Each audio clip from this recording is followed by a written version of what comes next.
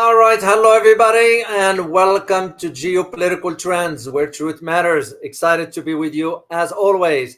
Today, of course, I have a great guest for you.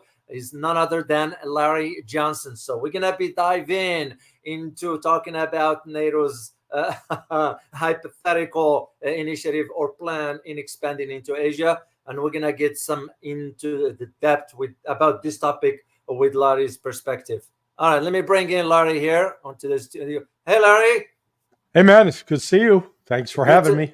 Of course, as always. And the community was very, very excited waiting for this conversation. So you guys know who Larry is. He doesn't need an introduction here. And by the way, I always put Larry's bio along with his links to all his social media outlets in the description. So just check it out there. And I will post it here during this conversation towards the end. So I'm not going to waste much time here, guys, because there is a lot to cover. Larry, I want to get your insights, first of all, about the final communique of NATO that is mentioning that now they're going to be opening, by the way, a liaison office in none other than the Jordanian capital of Amman in the Middle East.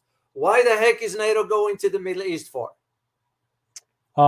They are like the 3-year-old child with a hammer, a plastic hammer. They're always looking for something to hit with it, regardless of whether it needs to be hit or not. And so that's what you're seeing with NATO. They're failing in their mission in Ukraine. So the NATO attempt to use Ukraine as a proxy it's a complete utter failure. They just haven't accepted it yet. So they're in what Kubler-Ross calls the 5 stages of grief. They're still in the denial phase, maybe approaching the bargaining phase, but they certainly haven't got to the acceptance stage. So therefore, NATO's looking for new enemies to conquer, because as long as you got new enemies on the horizon, you can justify your existence. And they're talking. The talk about getting involved in the Middle East doesn't concern me as much as their talk about getting involved with China. Now, I don't know if you're old enough to remember SEATO, SEATO, Southeast Asia Treaty Organization, set up in 1954. Basically, this was NATO for Asia back then. It was headquartered in Thailand. And basically, unstated purpose, it was to combat the spread of communism. This was a NATO organization under the guise of being SEATO that was to sort of buck up French colonial interests in Southeast Asia, in particular Vietnam. And the collapse of SEATO coincided with the end of the war in Vietnam, 1975. It was based in Thailand. Now, nobody's heard about it. Guess what? Now we're back to the future. So that's why I say this is sort of like the movie Back to the Future. We're going back in time, and they're now they're going to confront China directly.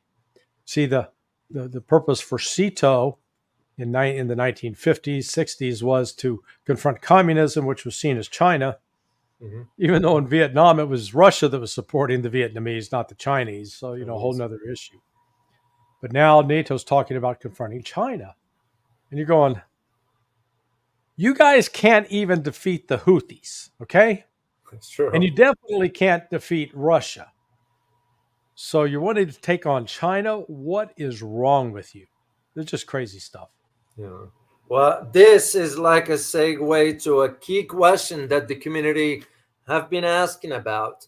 And this has to do, and we're going to be talking in the hypothetical here, Larry. It's because I hope it never materialized, because it will be the end. But given your military background, given your professional experience, and you've been around long enough to know how these things work, right. Hypothetically, if there is a conflict, a military one-on-one between the US and China, how do you see this played out? Will we ever be able to win? Well, you have to define what is, quote, victory. if victory with respect to China, at least from the perspective of the United States, would mean the removal of the government of Xi Jinping Mm-hmm. and the removal of the Communist Party completely from power, Mm-hmm. the installation of a government that is considered friendly to the West, one almost subservient to the West. So, defined in those terms, can the United States prevail over China? No, not at all. China has too many built-in advantages apart from the fact that it's defending its home territory. Any force that the United States brings to try to attack China, we don't have, number one, we don't have the manpower in the U.S. Army to launch any kind of ground attack, an amphibious landing to occupy and invade parts of China. The Chinese, in terms of sheer manpower, just would overwhelm us. The ability of our naval task force, the carrier task force, to get close to China is also in question because the Chinese have hypersonic missiles that can defeat any air defense system that's on the carrier battle group. So those ships, if they tried to get close, would be sunk. And well, that means the U.S. is left with air power. Well, conventional air power will be, ineffective in China. Yeah, it could cause a little bit of damage, but a lot of U.S. aircraft will get shot down, which means the U.S. only other option is a nuclear strike. And are we ready to escalate to a nuclear war when the Chinese are capable with both submarine and land-based systems, and as well as air launch systems, that they could strike back? And they've got the added advantage that they've got Russia as a partner now. So, I mean, this is just, for the United States to entertain something like that, it'd just be suicide. So what we have is a case of, the drunk guy in the bar that's mouthing off, threatening to fight everybody. And then you look over and realize he's sitting in a wheelchair. He can't get out of his wheelchair to fight and even throw a punch. That's about where the United States is right now. Tough talking, belligerent, making lots of threats, but its ability to really follow up and implement them, very, very limited. Unlikely. Well, this is why I had a chance to read some info from Washington Inside about, it was a report basically from the Pentagon, the indication as far as the Chinese naval assets. And this is, to me, what led me to believe there is no way we will be able to defeat the Chinese, let alone logistically it won't make any sense. Well, what I did find out is that the PLA and the People's Liberation Army Navy, as of today, it has about 355 ships in its fleet. So the expectation is that the PLN intend to increase that to 420 by the next 4 years. And by sort of 2030, there will be about 460. Right. We stand no chance against the Chinese for that one. So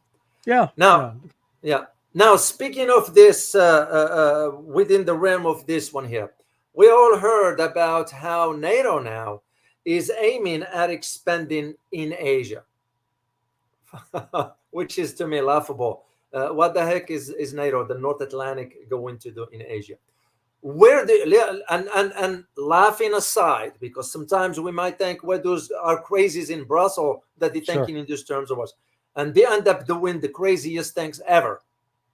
Hypothetically, if this to move forward, how do you expect Asia to respond to this expansion of NATO? I think Asia will be hostile to it. Let's define, who are we looking at? Vietnam, Malaysia, Indonesia, Cambodia would be, I think, the principal ones resisting it. The one that's right now sort of in favor of it is the Philippines, which is odd because one of the major trading partners for the Philippines is China. So why alienate the Chinese? It just doesn't make sense. So this is the United States is, I guess, hoping to rebuild its presence in the Philippines at the basis. Remember, there was during the early 1990s, the Filipinos sort of after the Marcos regime fell, basically pushed the United States out of places like Clark Air Base and Subic Bay, the naval base.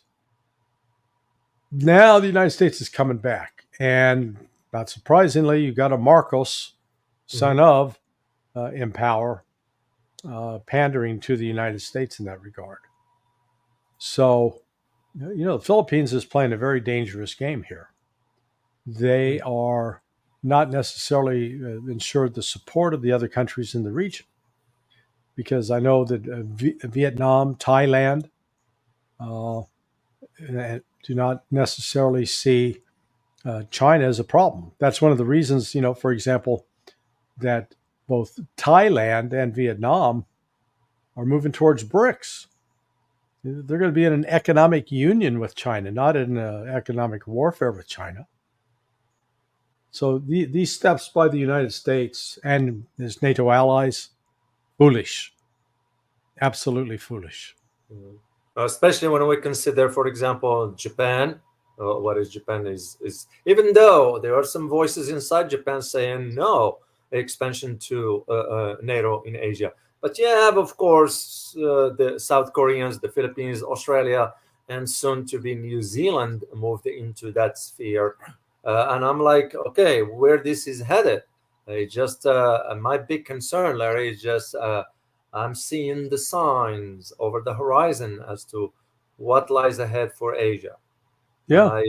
This is why the Chinese are pushing back against this plan of NATO.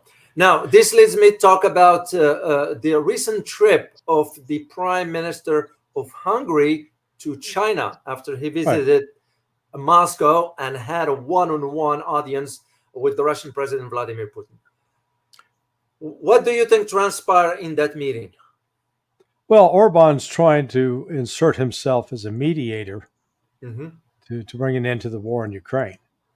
And that's why he first went to Kiev and met with Zelensky and basically got the cold shoulder there. Then turned around and went to Moscow, had cordial conversations with Vladimir Putin, again trying to assess what is Putin's negotiating stance. What is he willing to concede? What is he not willing to concede? Is there any room for negotiation? Then he went to Beijing, doing the same thing, trying to take the temperature, find out, will we have the support of these guys? And what's it going to take to get a deal done? So I think all of that is it's a good sign on the part of Orban. But the problem is all of his other EU colleagues attacked him. I heard, I did not independently verify, that he had actually talked to some key NATO members and got the thumbs up from them to go ahead and do this, to sound out Russia, sound out China. And it may be that, countries like Germany and even France not wanting to get, or in Italy, not wanting to get on the bad side of the United States necessarily, sort of gave him the behind the scenes nod and a wink. Yeah, go ahead and do this, while publicly condemning him. But, it wouldn't be the first time politicians played a game like that where they lied to the public and said a different thing behind the scenes. Yeah. Now, will the European Union or Parliament that is be in possession, because it will be a violation of the law, isn't it, to strip him out of the right for voting rights, since Hungary holds the presidency for the EU? Hey, these laws, man, they're like toilet paper. Something you can just change and use to suit your convenience. I mean, they'll find a way around it. They're going to try to get rid of him because his pursuit of peace goes right against what most of them want to do. Yeah. Well, shouldn't he just consider leaving NATO and EU altogether? Well, I think right now that may not necessarily make sense. Yeah.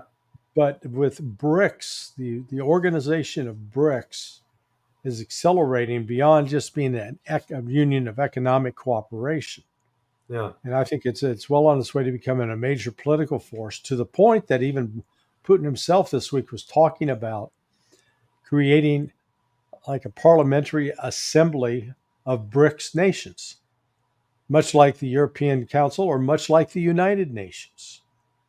In fact, I can see, if things continue on the current trend of the West, seeing how many people it can alienate in the global South, that you could see the BRICS creates an institution that will be independent of and actually more powerful than the United Nations with respect to operating in countries that are members of BRICS. Very, very interesting aspect. Now, will this succeed into, especially, for example, the financial aspects of it, to unify those? Because that would be where the problem for the US, I'm assuming. Yeah, they're trying to. So there are several things underway. One, the BRICS countries are trying to de-dollarize, which means no longer accept payments in dollars. And remove the dollar as the essential currency. They're talking about developing Bitcoin, where the BRICS nations would use Bitcoin as a way to settle accounts between them. Yeah. But countries like China are buying up enormous amounts of gold, so it's also the possibility of creating a new gold standard among the BRICS nations. The one thing that's certain is there are a variety of different international organizations, like the International Russophile Movement. Its Russian acronym is MIR, M-I-R, meaning peace. The SCO, the Shanghai Cooperation Organization, which just met a couple of weeks ago. There are talks of that being folded in. So you could write all of these different disparate groups that have promoted multipolarity, multinodal activity, and cooperation. They could all come together under one umbrella that would be both a political, a military, and an economic force. Which will be a reflection of the new multipolar world order. Absolutely. That would be very... Think of it this way right now. Yeah. Of the top 4 countries in terms of GDP based as measured by purchasing power parity, three of those four are BRICS nations. And when you look at you dig into the actual economies and figure out what do those economies thrive on? 75% of the U.S. economy is what they call the service industry. Service industry means, hey, David, would you like me to supersize that Coke, or would you just want or do you just want the regular fries? That's service industry, waiting on your tables, figure out what beer you want, what cheeseburger do you want to have, selling you life insurance maybe, consulting. So it's work that doesn't necessarily create actual value. In terms of creating things.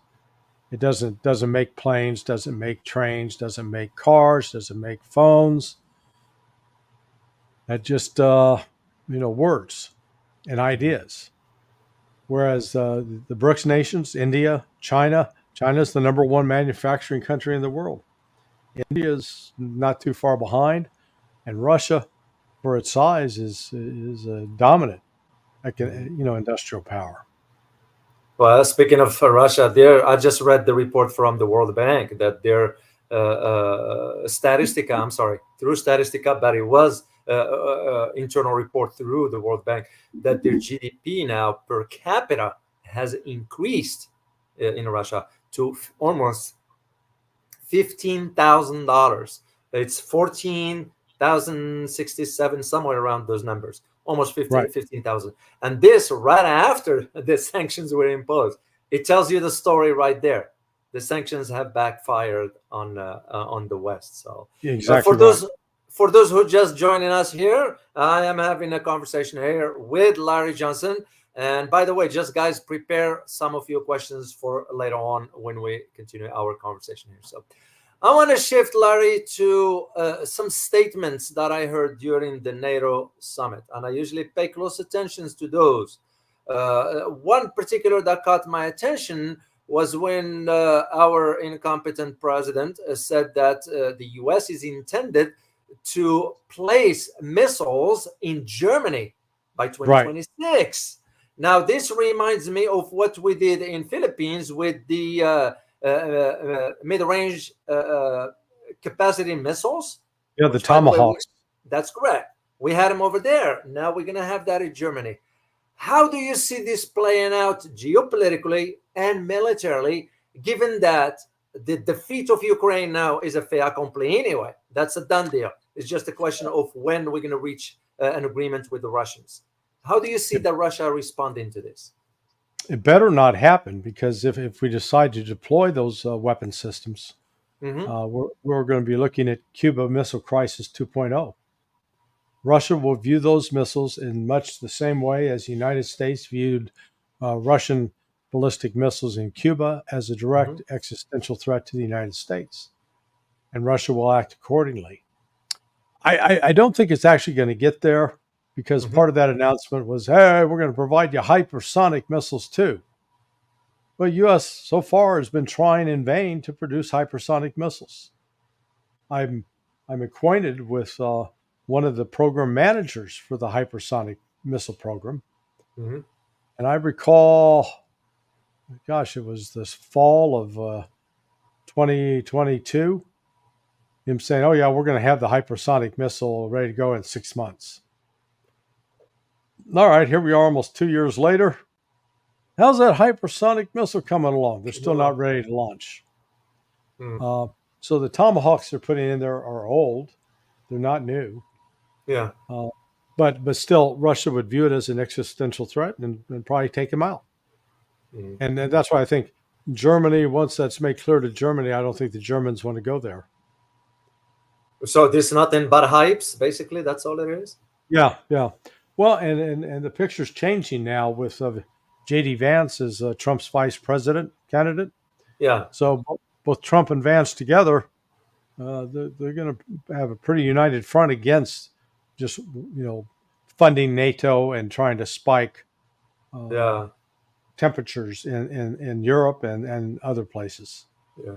I was aware of J.D. Vance, the candidate now for the VP slot. I was aware of his position regarding the Ukraine war. He's not in support of that. He's not in support of it. But I'm wondering how the establishment is going to react to that. Oh, they hate him. The establishment, they've already reacted. I call it the Rhino crowd, or the George W. Bush, Jeb Bush Republican crowd. They hate J.D. Vance because he doesn't embrace their worldview of having to go to war with everybody. Yeah, and he is much more in line with Donald Trump's views of stay at home, make America great, work on improving the lives of American citizens, get rid of illegal aliens, and tighten things up here at home before you go overseas, meddling, trying to tell people what to do. So will it be fair, Larry, to say, hypothetically again, if Donald Trump wins the elections and now you have this new administration, would it be fair to say that the expansion of NATO to Asia won't happen, that the peace negotiations between Ukraine and Russia will enter into effect, and that the Trump administration will end this conflict regarding Ukraine once for all? Is there possibility to all this? Yes. With the only exception I'd draw is with respect to the end of the war in Ukraine. Yeah. They're not going to sit. Ukraine and Russia are not going to sit down at a negotiating table as equals. Russia's going to hold all the cards. Ukraine's going to be basically in a position of having to surrender, and Russia will dictate terms, and it will dictate those terms in accordance with what it's telling Washington. It's not going to seek permission from Washington. Yeah, Russia knows its interests, and it's going to pursue its own national interests because they no longer trust the West. And so Trump's going to have to do a lot more than just talk. He's going to have to make some concrete promises and back those up. I'm still having doubt, Larry, and please correct me if I'm wrong. I'm still having doubt when Trump says, well, I'll end the war in a day or two. Right. Come on, man. It doesn't work that way. Well, he'll be able to cut off the funding immediately, and then he'll be able to order U.S. forces that are on the ground in Ukraine providing critical assistance to the Ukrainian military to get out of country. So that in and of itself will almost bring that war to a screeching halt. And that'll be just the start. So he's got some added leverage that once Zelensky realizes the gig is up, and he either, if he surrenders to the Russians, they could take him as a prisoner of war or as a human rights violator. So Zelensky's going to want to get the hell out of there, find safe haven someplace. So if he wants to come to the United States and find safe haven, good. Just recognize, you got to do what we tell you to. Yeah. So he's not in a good position for Zelensky. Yeah, and I'm sure he's aware of that reality. But even with this, Larry, what will happen to, for example, now that the U.S. Has been granted access to about 15 bases in Finland, which is right on the border with the Russians? So will, hypothetically, Trump reverse that decision? Yeah, probably, if he gets his way with NATO.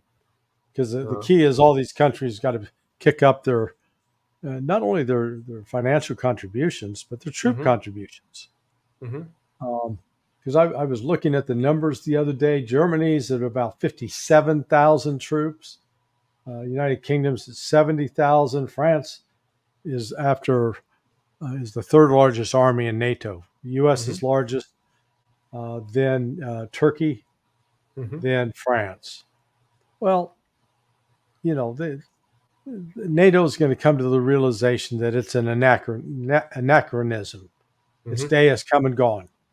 It's no longer relevant to the modern world. So the United States breaking up NATO will be the least of their concerns, I believe. Concerns for that, and that brings that. That's a good point, because you'll start to wonder what the heck NATO, a relic of the past, that is doing in today's reality that has no place in it whatsoever. So this is a lot like somebody with the horse cavalry trying to figure out what we're going to get into Formula One racing and want to see how we can use these buggy whips. It just doesn't work. Good luck. Yeah, it's irrelevant. Thank you very much for playing, though. Yeah, that's true. I want to get your take, Larry, and I know this is like far from our conversation about Asia, about the recent elections in Iran. And you got the new reformist, and he's a heart surgeon based on my research that I read up on him. And where do you see Iran's foreign policy moving forward in conjunctions with, now we've been hearing a conversation about, what about North Korea, Russia, China, and Iran forming an alliance, military one, that is? Well, they already have, Iran, Russia, China already have a de facto military alliance because Iran, China, and Russia have been conducting annual military exercises for at least the last 4 years. So you got to take that into account. That's significant. They've also conducted some land exercises together. So I think where Iran is headed right now, even under this new president, they're going to recognize that there's no path forward with the United States, at least right now. Yeah. And that their only path forward is by having a strong relationship with Russia and China. And I think that relationship is going to continue to expand, because the relationship with Russia puts Russia in a position really to buck and break with the sanctions that have been imposed upon Iran. Yeah. I think I think Russia and China and other countries in the global South, India, they're sick and tired of the United States saying, "Do this or else we're going to sanction you." It's like, you're not my mother, you're not my father, you're just Yeah. another country. I'm another country, and you don't get to be in charge of me. Go screw off. Yeah. That's where we're headed. That's Yeah, where we're headed. and it's becoming very old when we just dictate we will sanction you if you don't do this and that. Right. Speaking of India, you mentioned India, and I'd like to have your take about the recent trip of the Prime Minister Modi to Moscow, which, by the way, he had a great welcome, a warm welcome from the Kremlin into during his visits. What do you Sure. make out of all that, Larry? And what the message India is sending, if there is one? Well, they're telling the United States to go pound sand because, recall that Modi's been under pressure from the United States to cut off ties to Russia.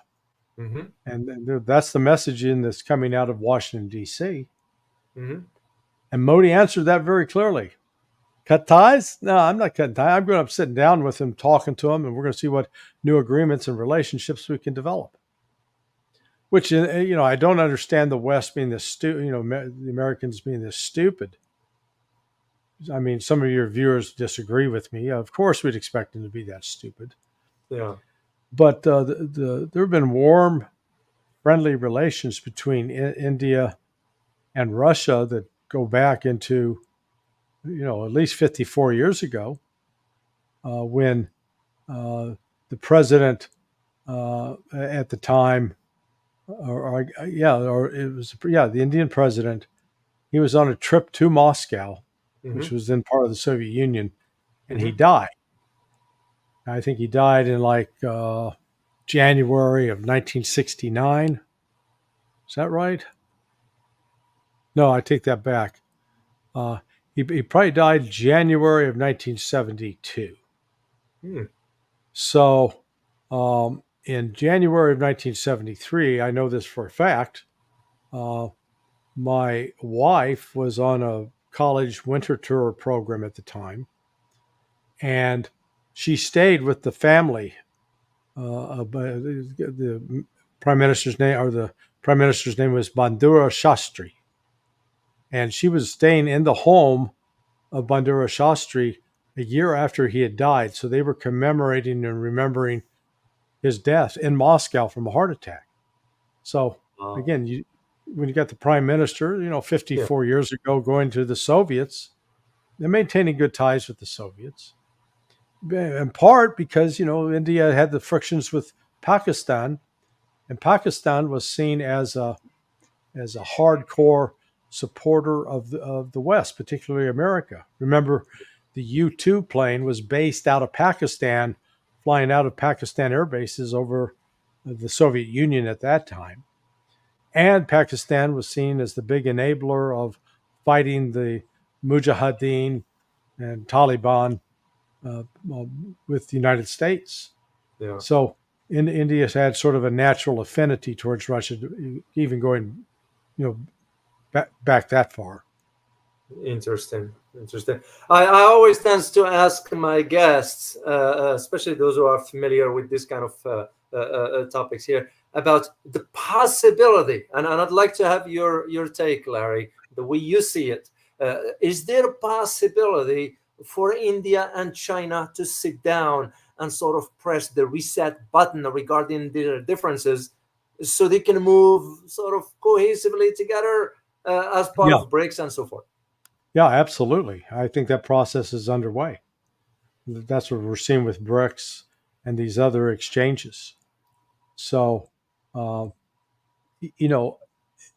as historians will look back on over this, let's say the last 100 years, and going back, actually go 110 years. Let's go back to 1914. Mm-hmm. I think they'll come to the conclusion that an enormous amount of effort was expended by the United States and its European allies to promote wars and conflicts around the world. Instead of promoting peace, we were encouraging and inciting war between Iran and Iraq, between Pakistan and India, between India and China, between Saudi Arabia and Yemen, because it was a vested interest for both the military-industrial complex, Yeah. as well as creating that kind of chaos in the world, made it easier for the United States to maintain its dominant position. It's sick, it's cynical, but I think there's a lot of good circumstantial evidence to support that thesis. And it certainly is coming to an end, given now the shifting sands of the geopolitical landscape that we are witnessing today. So, Right. I remain hopeful. The only question I always wonder, Larry, as one who been dealing with this kind of topics for a while, I wonder how the U.S. is going to react to this new change on the global stage. Will we resist it, or will we cooperate in it? We're not. That's the problem, David. We're not reacting at all. We're missing the boat. We're clueless. So if you had the special, the Shanghai Cooperation Organization meeting 2 weeks ago, Yeah, and the significance of that is Belarus was brought in as a member, and I think Turkey was attending. So Turkey indeed. is clearly signaling that it's headed towards BRICS and towards Shanghai, and ultimately Shanghai is going to be folded into BRICS, I believe. Hmm. Well, this, they're not. What started off as being talked about an organization to seek an economic alternative, a financial alternative to being dependent on the dollar, is now accelerated into something that is not just financial, not just economic, but is geopolitical and military. Putin just the other day was talking about creating a parliament, a BRICS parliament, where all members of BRICS would have representatives elected and come there, and they would meet and discuss and pass legislation that would necessarily be pertinent to the members of BRICS. And right now, when you total up the BRICS membership in terms of its GDP and compare it to the GDP of the G7, which is the United States with Europe, a few countries in Europe and Japan, BRICS is now bigger than the G7. That wouldn't have been the case 8 years ago, 9 years ago. It's the case now. So you would think that the United States, confronted with this, seeing this thing's really developing and is taking off, that it would go, oh my God, we got to do something. We got to get involved with BRICS, maybe become a part of it, so you have a voice. But I see at some point whatever comes out of BRICS is going to supplant the United Nations. The countries of the global South, so most of Africa, a lot of Latin America, much of Asia, and they're gonna unite and stay away from the UN, because the chances that the Brits and the French would agree to that one of them must drop as a permanent member of the Security Council, and that another country from Asia should be added, such as India, or that another country in Africa, or a country in Africa should be added to the Security Council, say Nigeria or South Africa. Or maybe they come up with, we're going to have a continent-based membership. So North American continent gets one member, one permanent member. Europe gets one permanent member. Russia gets one permanent member. Asia gets one permanent member, and South America gets a permanent member. And then, from that, you then have other members of the world could come in. But, nobody's going to go for that. So the UN Security Council right now is completely ineffective, completely handcuffed. And by virtue of being handcuffed, because, U.S. can veto anything it doesn't like, and vice versa. So do the Chinese and Russians. But it doesn't really fairly represent what the world is. That's where I say BRICS is creating something that's going to be a new alternative, and more people are going to line up to be a part of it.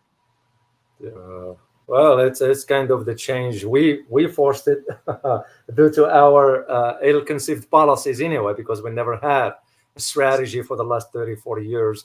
And of course, the world had to change. Self-inflicted wound. Exactly. We shouldn't be blaming others. So, we pulled the gun from our holster, had the finger on the trigger, and shot ourselves in the ass. Yeah. Even though they always said, never put a finger on the trigger. Until you got the gun pointed at what you intend to shoot.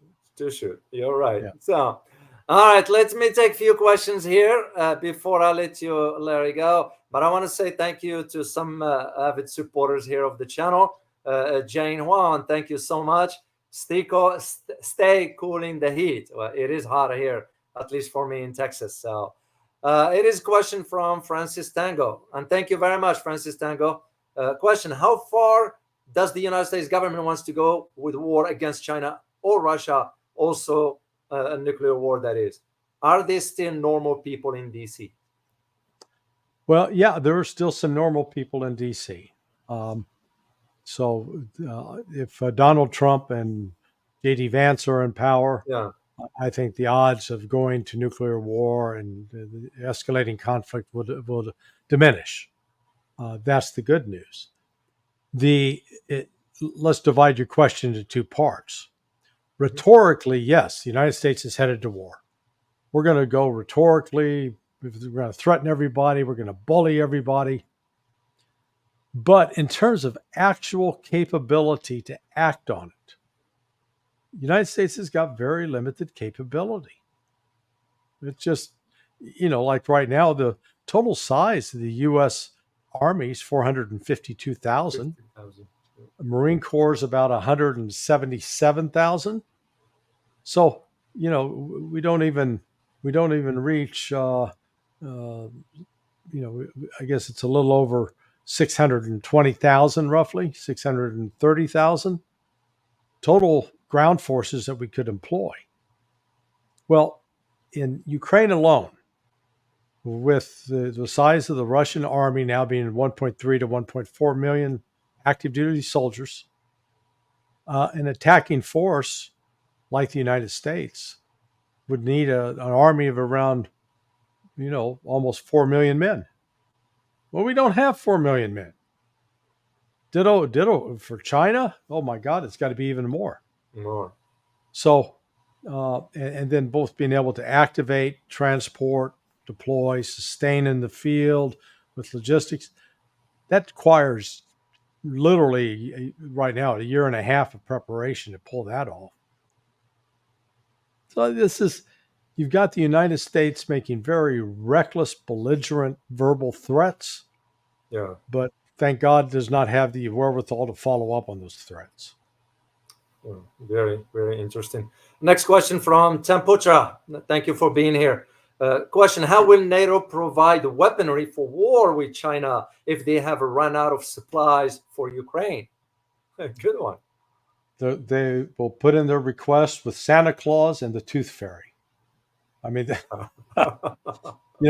as opposed to saying, let's bring our industry back. I don't know if you saw a report. I think it was called by the Gavini Institute or group, but they did a study that came out 2-3 months ago, pointing out that at least 12 major weapon systems of the U.S. military are entirely dependent on computer chips, software that comes out of China. So you start doing the math on this, and all right, so we're calling China an enemy, but we're utterly dependent for these 12 major weapon systems on China.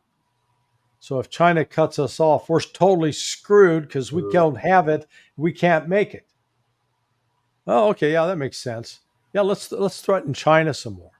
And I tell you, the Chinese are getting fed up with it. Yeah.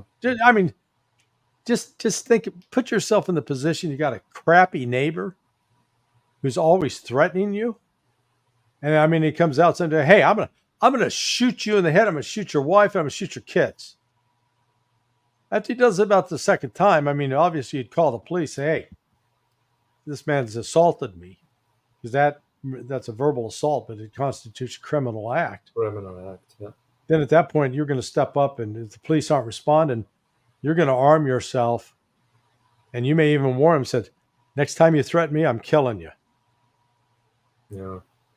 Then see if that gets his attention. That's fair. Yeah. Yeah. Interesting. Another question from Hungary. Good to see you here as always. Will Hungary be forced off being the presidency of the Council of the EU for visiting China and Russia? Probably. I think there's enough support among the crazed European states to do that. Yeah. And at which point, countries like, Romania, Slovakia need to reassess, or Austria. Do we really want to stay part of this outfit? Is it worth our while? Because the point we made earlier about the Shanghai Cooperation Organization with Turkey showing up, Turkey spent last 25 years trying to get into the EU. EU, that's true. And it's in NATO. It's got the second largest army in NATO, but they still treat Turkey like the redheaded stepchild. Like, you're not really part of the family. Yeah, we invite you to Thanksgiving, but you're not really part of the family. We just pretend that we like you. Now they go to the Shanghai Cooperation Organization, and they find, hey, these people actually like us, and they respect us. And I think that's going to lead to growing political pressure in Turkey to say, tell the EU and NATO to screw off. We're going with Russia and China, which I think is highly likely, and will further shake up the West. Yeah. Well, so funny. We have a Robo. Thank you very much for your super sticker. And have the key question here: Turkey withdraw from NATO. 5-year implications. So. Yeah. Well, look, once Turkey goes, NATO's just it's an empty balloon. Interesting. It's like a hot air balloon filled with hot air, but no real substance. Yeah. I don't. But I think I could conceive that NATO would come to an end in 5 years. It's about time, if not even sooner than that. I'll take a last question here, Larry, if you allow me here. Sure. From John Smith. Good to see you. What's Vance's position on Israel? Yeah, it's not much different than Trump's, and Vance has been taking money from AIPAC, is my understanding. So. I confirm that. Yeah, you're not going to, if they're elected, you're not going to see any dramatic change in U.S. policy. You may just see continued support. On the other hand, Vance is not a blind ideologue, and Trump is not a blind ideologue in this either.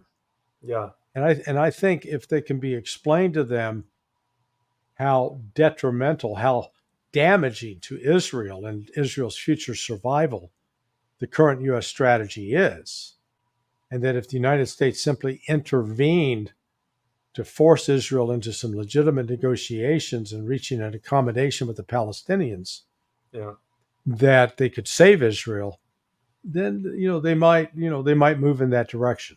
So I think they're much more willing to look for a pragmatic solution as opposed to say, Israel, right or wrong, we're going to continue to support. They may even say that outwardly, but I think from a policy standpoint, they'd be looking for an exit strategy. Well, very, very interesting insights, Larry. I truly appreciate you, man, for taking the time out of your busy schedule. You are a busy man, after all. And I'm very, very grateful that you are able to come on the channel here, share your knowledge with all of us. I'm always appreciative of the invitations from you, and thank you for thinking that I'm worth talking to. Yes, you are. Yes, you are. And I'll let you guys can put in that comment. So I don't need to speak for you. So you all know Larry. You all know the type of information he shares with us, and you want to hear the voices of pragmatism, of logic, and that's what we get when Larry is here. And I'm always excited when you really have time and all that, because I learn new things from you, Larry. and I'm very thankful. So on behalf of the entire community, I say thank you for being here, and I look forward to having you next time. Great, David. Thanks so much, man. We'll My pleasure. See you soon. Bye. Soon. Thanks, Larry. All right, guys, I hope you'll find this conversation very interesting. Larry is always very interesting to talk to. Someone who, been around long enough.